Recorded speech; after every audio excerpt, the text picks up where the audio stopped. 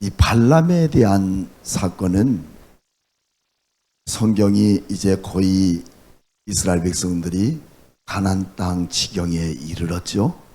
이르르면서 발람 사건이 세 장에 걸쳐서 22장, 23장, 24장에 걸쳐서 발람의 사건이 나옵니다. 왜 하나님은 발람에 대한 무지하고 야심에 가득 찬 이 사람의 이야기를 무려 세 장이나 걸쳐서 말씀하고 있을까? 여러분 그렇게 생각해 보지 않으셨어요? 근데 오늘 첫 장 22장에서 이래서 발람이 하나님께서 세 번이나 경고 메시지를 주는 그런 말씀이 담겨 있구나 하는 게 담겨 있어요. 이제 코앞에 닥쳐 있는 가나안 땅에 이르게 됩니다. 가나안 땅에 이르게 되는데 그 가나안 땅은 어디냐면 이 모압입니다. 이 모압인데 이 모압 보면 여기에서부터 쭉 올라가서 아모리 사람들을 지난번 그 아모리 사람들을 파산한 아모리 왕이라고 하는 옥이라고 하는 그런 왕을 쳐 부셨죠. 부시고 지금 어디 가냐면 여기까지 올라간 거야.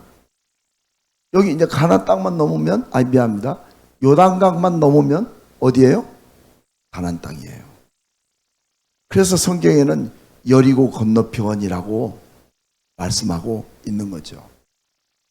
여기까지 온 거예요. 이스라엘 백성들이. 여기까지 와서 문제가 하나 터지죠.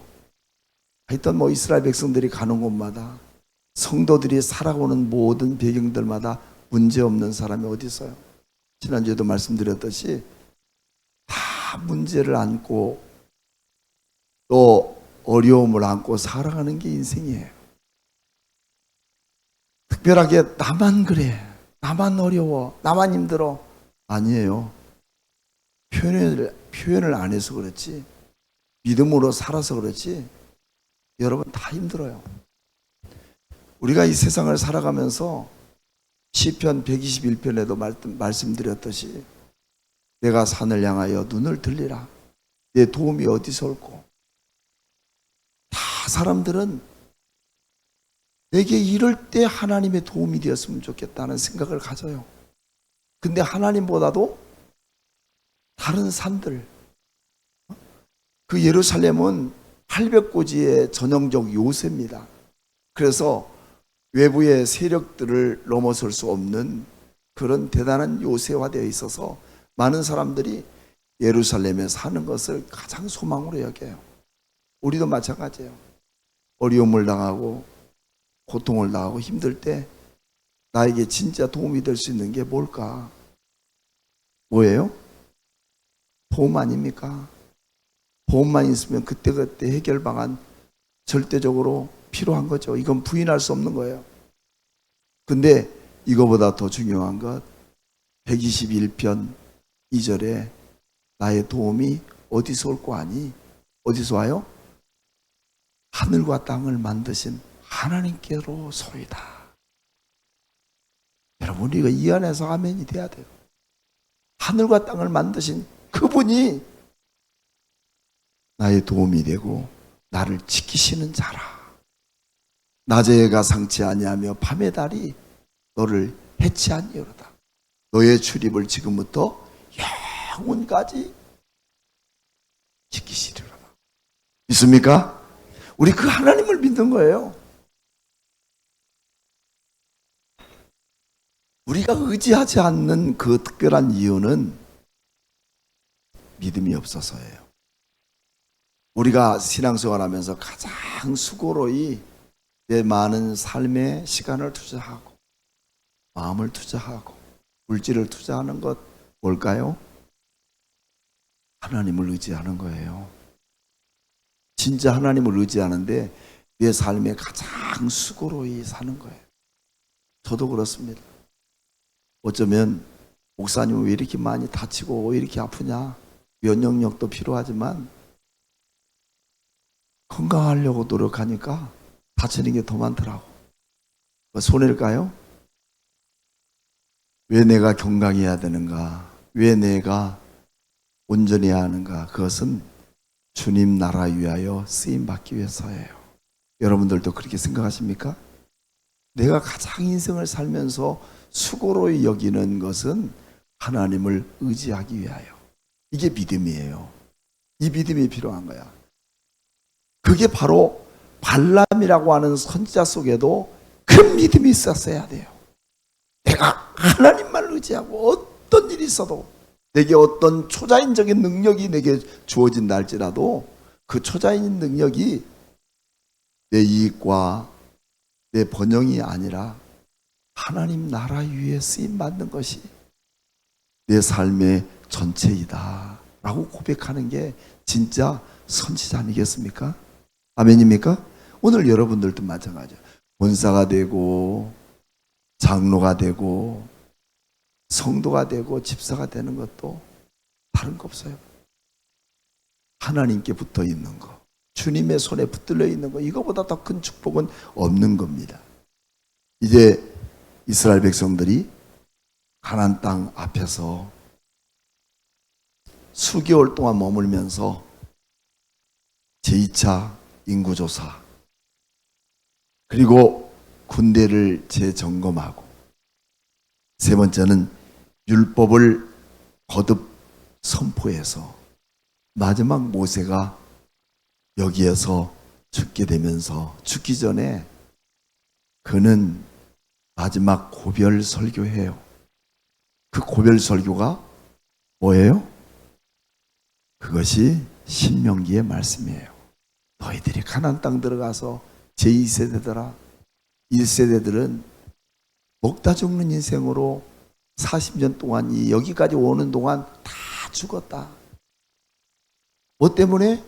지네들 먹고 살기 위해서 다 죽었지만 이제 너희들은 하나님이신 가나안 땅에서 주님이신 축복 아래 영원토록 누리며 살거라.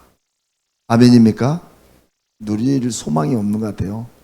그래서 하나님은 이들을 뭐라고 말하냐면, 발람에게도 다시 한번 각인시켜주는 게 뭐냐면요. 자, 8절 말씀. 발람이 그들에게 이르되 이 밤에 여기서 유숙하라. 여호와께서 내게 이르신 대로 너에게 대답하리라. 모압 귀족들이 발람들에게 유숙하니라 하면서 9절. 하나님이 발람에게 임하여 말씀하시되 너와 함께 있는 이 사람들은 누구냐? 발람이 하나님께 이르되 모압 왕 십볼의 아들 발락이 내게 보낸 자들이니라. 이르기를 보라, 애굽에서 나온 민족이 지면에 덮었으니 이제 와서 너를 위하여 그들을 저주하라. 내가 혹 그들을 쳐서 몰아낼 수 있으리라 하니라. 이렇게 말하죠. 그런데 하나님은 발람에게 꼭 부탁하고 있는 게 한 말씀이 있어요. 12절 다 같이 시작. 하나님이 발람에게 이르시되 너는 그들과 함께 가지도 말고 그들의 백성을 저주하지도 말라. 그들은 복받은 자들이니라. 여러분, 여기서 그들이 누굴까요? 하나님의 백성들이에요. 하나님의 백성들을 누가 저주하랴? 하나님의 백성들을 누가 넘어지게 하랴? 내가 그들을 붙들고 있느니라.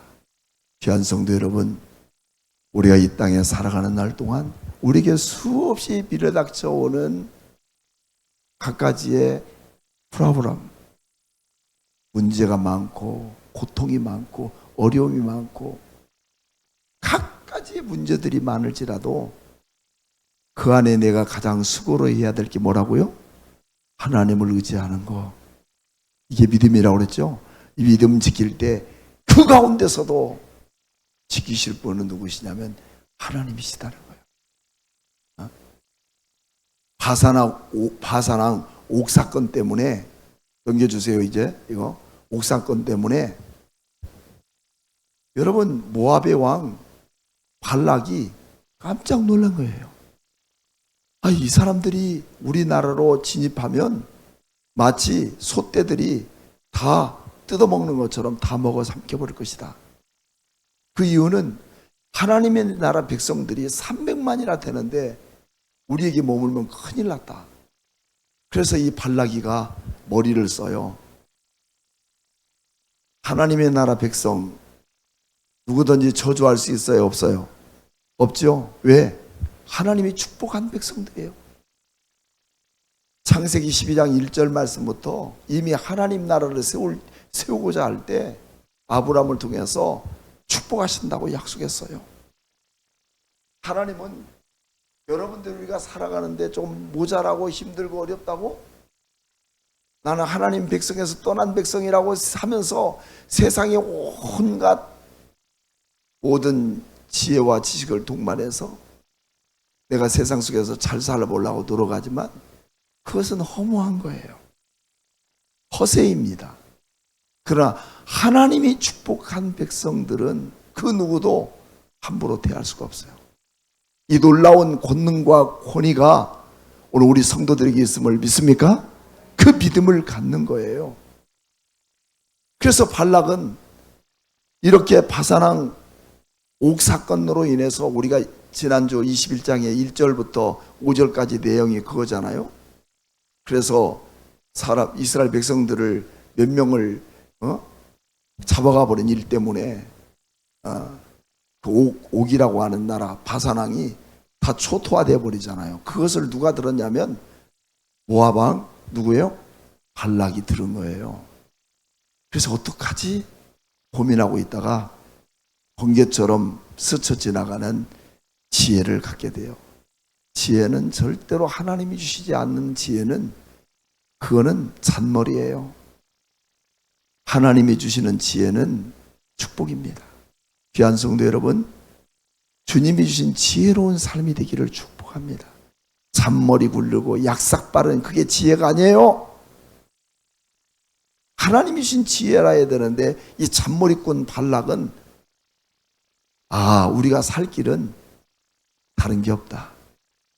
발람이라는 선지자를 꼬셔서 이스라엘 백성들을 저주하라고 해야 되겠지. 그래서 몇 사람을 보냅니다. 그래서 그 발락이라는 사람의 이름은 뭐냐면 약탈자, 파괴자라는 뜻을 갖고 있는 사람이에요. 이 겁에 질린 발락은 발람 선지자를 알게 되고 거기에 사람을 보냅니다. 어떻게 보내느냐? 26절 말씀. 우리보다 강하니 청하건대 와서 나를 위하여 이 백성을 저주하라. 내가 혹 그들을 쳐서 이겨 이 땅에서 몰아내리라. 그대가 복을 비는 자는 복을 받고 저주하는 자는 저주 받을 줄을 내가 알미니라. 발락은 발람을 잘 알았어요. 그것을 그 정도만 안 게 아니라 영적인 부분만 아는 게 아니라 이 발람의 약한 부분. 여러분들도 약한 거 다 있지? 뭐가 약해? 건강이 약할까요? 물질이 약할까요? 하나님 다 아셔. 근데 사탄은 절대 내가 강한 것을 대적하지 않아요. 사탄은 나의 치명적인 약점을 공격합니다. 그게 뭘까? 여러분 스스로 잘 알아요. 내가 약한 게 뭘까? 근데 이 발람은 물질이 약해요. 영성, 그가 저주하는 사람은 저주받고 그가 축복하는 사람은 축복받는 그런 대단한 영성을 가진 선지자였어요. 근데 그가 약한 것은 물질이 약해. 그래서 그것을 기가 막히게 아는 사람이 누구예요? 발락이 한 거예요. 그래서 7절 모압 장로들과 미디안 장로들이 손에 뭘 가졌어요? 복채를 가지고 떠나 발람에게 이르러 발락의 말을 그에게 전했다라고 돼. 가만히 앉아서 얼마나 여러분 수지 맞는 일이에요. 남 저주하기만 하면 복채가 그냥 굴러오는 거예요. 근데 하나님은 그 발람에게 말씀합니다. 12절 같이 한번 읽어볼까요? 시작. 하나님이 발람에게 이르시되 너는 그들과 함께 가지도 말고 그 백성을 저주하지도 말라. 그들은 복을 받은 자니라. 내 하나님의 백성은 복 받은 자들이야. 누구도 건들 수 없어. 누구도 함부로 할 수 없어. 그러니까 발람, 너는 내게 가지고 있는 그 영성을 가지고 그들에게 절대 함께 가지도 말고 그들을 저주하지도 말아라. 여러분, 하나님 말씀은 바뀔까요? 바뀌지 않을까요? 크게 한번 대답해요. 하나님의 말씀은 바뀝니까? 안 바뀝니까? 바뀌지 않아요. 하나님의 백성 한 번 축복하신 일은 변하지 않아요. 오늘 우리 여러분과 저는 복받은 성도들이에요. 허무한 세상 속에서 물질적 가치 안에 참된 행복을 누리겠다고 허우적거리며 살아가는 그들이 아니라 주님, 내가 주님 의지하고 살아가는 것이 내 삶 속에 수고로이 사는 최고의 최상의 것입니다. 어떤 어려움이 있어도 어떤 시련이 있어도 나는 주님만을 의지합니다. 이게 뭐라고 그랬어요? 믿음인 거예요. 그때 우리 주님도 우리에게 12절 말씀한 것처럼 그들은 복받은 자들이니라. 절대 너는 저주하지도 말고 그 발락에 복채 가진 거 거들떠보지 말고 가지도 말아라. 변하잖아요. 우리를 향한, 나 비록 가진 거 없고 나 비록 세상이 알아주지 않아도 주님이 나만 알아주는 것이라면 여러분 더 이상 뭐가 필요할까요? 주가 함께라면 가난해도 병들어도 어려워도 두려울 게 없어요. 그분이 함께 하시면 그 생명 마지막 끝에서 나를 붙드시고 천국 새하늘과 새 땅이 이루실 그 하나님의 은혜 앞에 감사하는 거예요. 그래서 우리 그리스도인들은 얼굴이 다른 사람과 달라요. 환하잖아요. 권사님, 보내봐. 환하지 않습니까? 왜? 하나님의 그 나라 소망이기 때문에, 축복받은 사람이기 때문에 그렇다는 거예요. 그리고 하나님께서 발락이 가지 않으니까, 하나님 말씀을 듣고 가지 않고 저주하지도 않으니까 두 번째 찍어요. 우리 약함을 두 번째 찍어. 그래서 우리에게 그런 이야기가 있죠. 10번 찍어서 넘어가요? 안 넘어가는 나무가 없다. 사탄도 그걸 너무 잘 알아요. 그 사람이 약점, 이 사람은 한 번 찍으면 넘어가. 근데 어떤 사람은 진짜 10번 찍어서 안 넘어가는 나무가 없다고 넘어가죠. 사탄은 그 약점을 아는 거야. 10번을 찍을 생각을 하고 두 번째 찍는 거예요. 15절. 발락이 다시, 그랬죠? 다시 그들보다 더 높은 고관, 더 많은 복제, 또 6절 말씀 가면 꺼리끼지 말고 와라. 걱정 의심, 하나님 말씀 때문에 걱정하지 마라. 그리고 17절, 크게 존귀하게 무엇이든지 시행해주고 와서 너를 위하여 이 백성을 저주하기만 하면 평생의 걱정 없이 이제 고통 끝, 행복 시작. 여러분 이런 말 많이 들어봤죠? 여러분 주님 안에서 이런 말씀이 여러분에게 아멘 돼야 돼요. 우리가 고통받는 거, 행복 시작은 세상의 쪼무레기 같은 물질 하나 때문에 거기에 연연해서는 안 돼요. 하나님이 주신 평화, 하나님이 주신 평강. 그래서 우리의 진정한 고백은 주 예수보다 더 귀한 게 없네. 세상에 어떤 하나님을 대신할 수 있는 게 여러분 내 안에 없어야 해요. 있습니까? 이 믿음이 있습니까? 이 믿음이 내게 있어야 돼요. 그러니 너는 이 모든 것을 내가 다시 줄 테니까 너희 하나님 백성들만 저주해줘라. 뭐 저주하는데 어렵냐? 하나님 백성들 이 모압에서 떠날지어다 한 번만 해주면 끝나는 것을 그걸 안 하는 거예요. 발람은 그 마음의 초심이 다 주어졌어요. 발람의 초심 18절 같이 한번 읽어볼까요? 시작. 발람이 발락의 신하들에게 대답하여 이르되 발락이 그 집에 가득한 은금을 내게 줄지라도 내가 능히 여호와 내 하나님의 말씀을 어겨 덜하거나 더하지도 못하겠노라. 할렐루야. 아멘입니까? 오늘 여러분들도 이런 믿음 있습니까? 아멘. 약해져 버려요. 금방 약해져. 그게 약점이라니까. 그래서 야고보서 1장 15절에 욕심 잉태한 즉 몰라요? 죄를 낳고 죄가 장성한 즉 사망을 낳느니라 말씀한 거예요. 그래서 우리가 세상 것에 대한 욕심은 바로 반드시 그 사람의 발목을 잡는 족쇄가 됩니다. 기억해야 해요.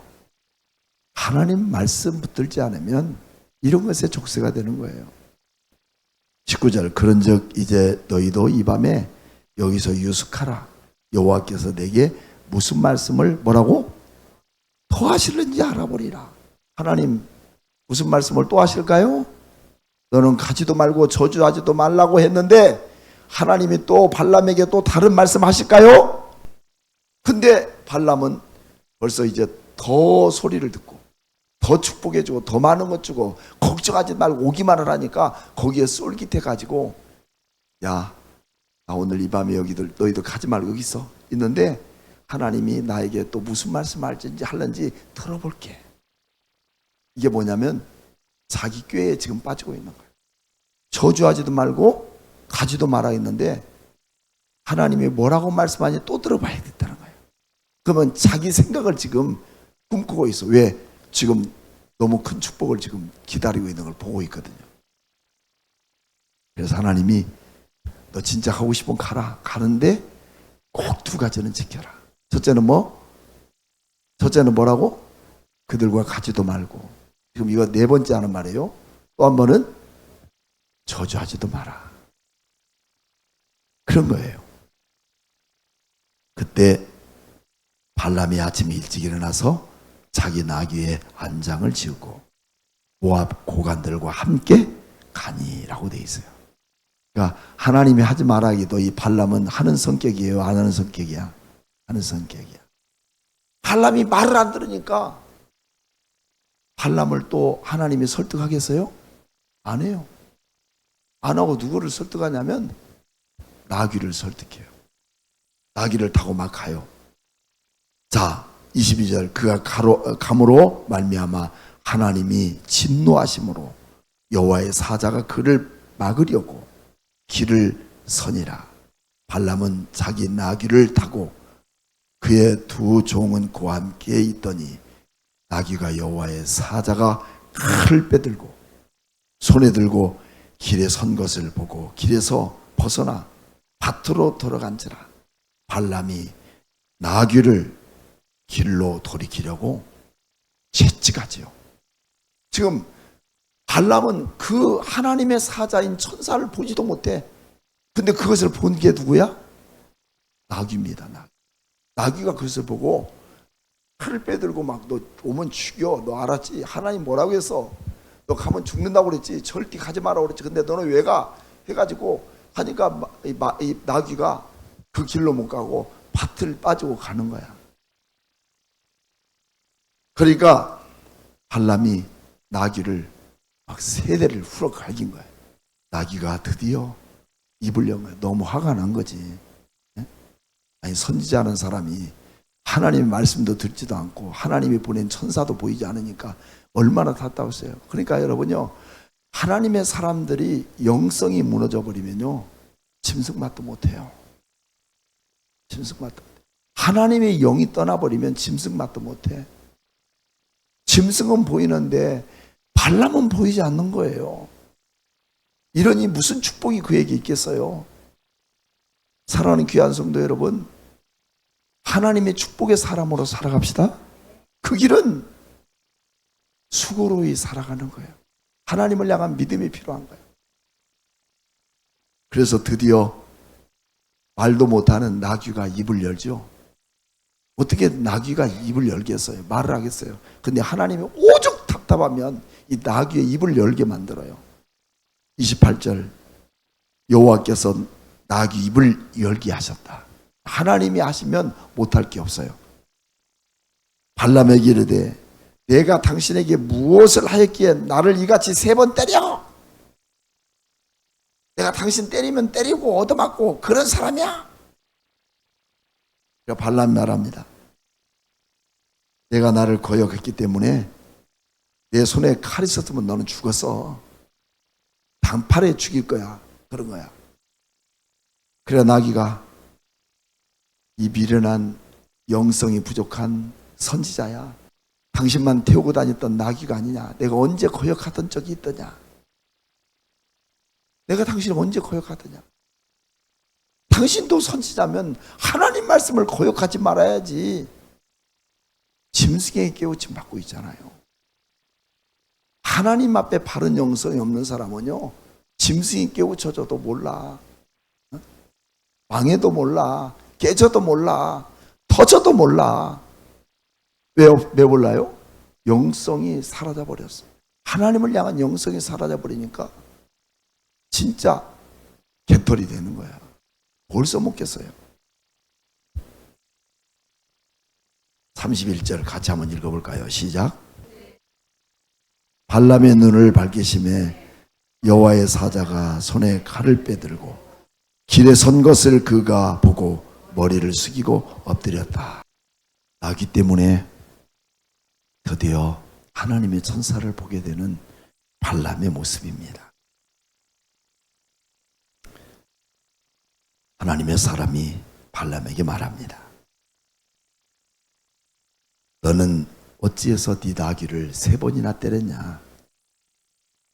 내 앞에서 내 길이 사악함으로 내가 너를 막으려고 나왔더니 나귀가 나를 보고 이같이 3번을 돌이켜 내 앞에서 피하였느니라. 나귀가 만일 돌이켜 나를 피하지 아니었더라면 내가 벌써 너를 죽이고 나귀는 살렸을 것이다. 문제는 나귀의 문제가 아니에요. 누구의 문제예요? 나의 문제예요.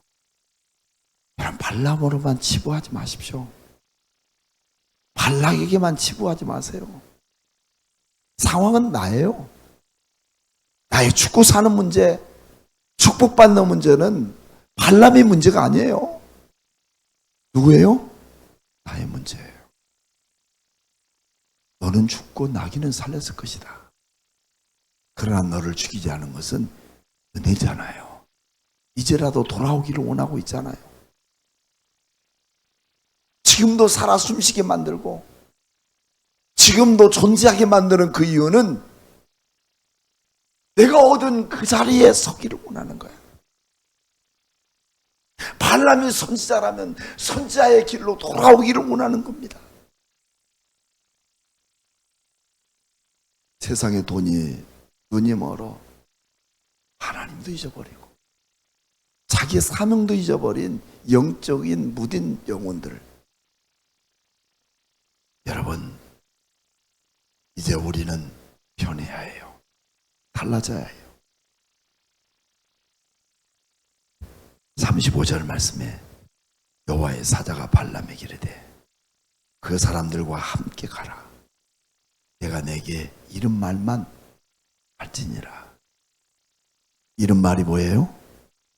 저주하지는 말아라 하는 거예요. 하나님의 의도를 거스르지 말라는 거예요. 하나님이 하시는 일들을 네 멋대로 변경시키지 마라. 쉬운 길을 가려고 세상에 물질을 얻으려고 그렇게 사명을 버리지 말고 끝까지 감당하면 내가 너를 책임져 줄게. 이 말씀 또 바뀔까요? 안 바뀔까요? 바뀌어요? 안 바뀌어요? 하나님이 말씀하신 이 말씀이 바뀔까요? 안 바뀔까요? 어째 말을 못하네. 나귀는 말하는데 왜 말을 못해? 하나님이 말씀하신 것을 지금 몇 번이나 말해요. 3번이나 말하는데 이 말씀이 바뀔까요? 안 바뀔까요? 안 바뀌잖아요.